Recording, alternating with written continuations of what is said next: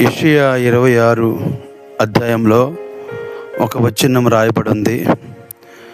నీ మార్గములను, నీతిమంతుల మార్గములను సరళము చేయును అని అక్కడ రాయబడి ఉంది. నీతిమంతులు ప్రభు కొరకు బ్రతికేవారు, ప్రభు కొరకు జీవించేవారు, వారి మార్గాలు ఎప్పుడు కూడా సరళంగానే ఉంటాయి.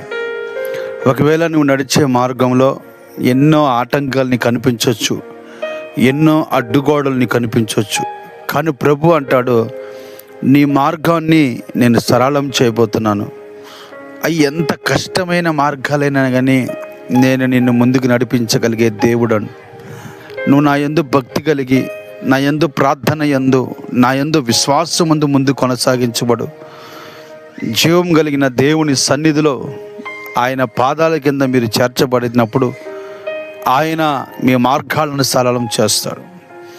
ఎన్ని ఆటంకాలు వచ్చినా, ఎంతవరకు నేను ఈ కష్టమైన మార్గం నడవాలి, ఎంతవరకు ఈ భయంకరమైన సమస్యల మధ్య నడవాలని నువ్వు అనుకుంటున్నావు, కానీ ప్రభు అంటాడు, నేను అరణ్య మార్గంలో త్రోవలను కలుగ చేయగలిగే శక్తి కలిగిన దేవుణ్ణి. నా మార్గాల్లో నువ్వు నడుస్తే నీకు నేను ఆశీర్వాదకరమైన కార్యములు నీ పట్ల నేను జరిగిస్తాను అని పరిశుద్ధాత్మ దేవుడు మాట్లాడుతున్నాడు. కానీ ఆయన మార్గము అనేకులు నడవటానికి ప్రయత్నిస్తారు, కానీ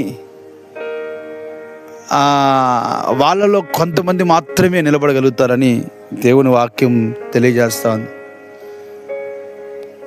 ఇరుకు మార్గంలో మీరు ప్రవేశించండి అని దేవుడు చెబుతున్నాడు. విశాల మార్గంలోకి మీరు ప్రవేశించండి అనట్లేదులే, కానీ ఇరుకు మార్గంలోకి నడవమంటున్నాడు. ఆయనకి ప్రార్థన చేసేవాళ్ళు, ఆయన్ని ఆరాధించేవారు, ఆయన స్తుతించే వారి మార్గాలు తేజరిల్లుతాయని, వారి కుటుంబంలో గొప్ప కార్యాలు కలుగుతాయని, వారి జీవితంలో గొప్ప గొప్ప మేలులు కలుగుతాయని పరిశుద్ధాత్మ దేవుడు తెలియజేస్తా ఉన్నాడు. నిరుత్సాహపడవద్దు నా సహోదరి, నిరుత్సాహపడవద్దు నా సహోదరుడా. మీ మార్గాలు తేజరిల్లటానికి, మీ మార్గాలు ఆశీర్వాదకరంగా ఉండటానికి, మీ మార్గాలు దీవెనకరంగా ఉండటానికి పరిశుద్ధాత్మ దేవుడే ఆయన మీకు ముందు నడిపిస్తాడు. అందుకనే దేవుడు ఇశ్రాయేలు ప్రజలకి ముందుగా నడిపించాడు.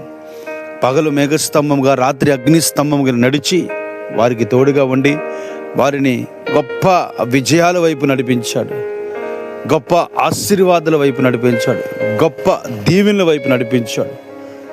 దీవెన వర్షం వారి మీద కుమ్మరించబడింది. అందుకనే వారి పాదములను దేవుడు త్రొట్టిననీయకుండా వారి జీవితంలో గొప్ప మేలు కలుగజేశాడు. ఆయన రక్షణ పొంది ఆయన సన్నిధిలో నువ్వు కనుక నిలబడగలిగితే నీవు వెళ్ళే మార్గాలన్నిట్లో ఆయన తోడే ఉంటాడు. నీకు కావలసిన ప్రతి సహాయాన్ని ఆయన అందిస్తాడు. నీ కుటుంబంలో ఉన్న ఆటంకాలన్నీ కూడా తీసివేస్తాడు.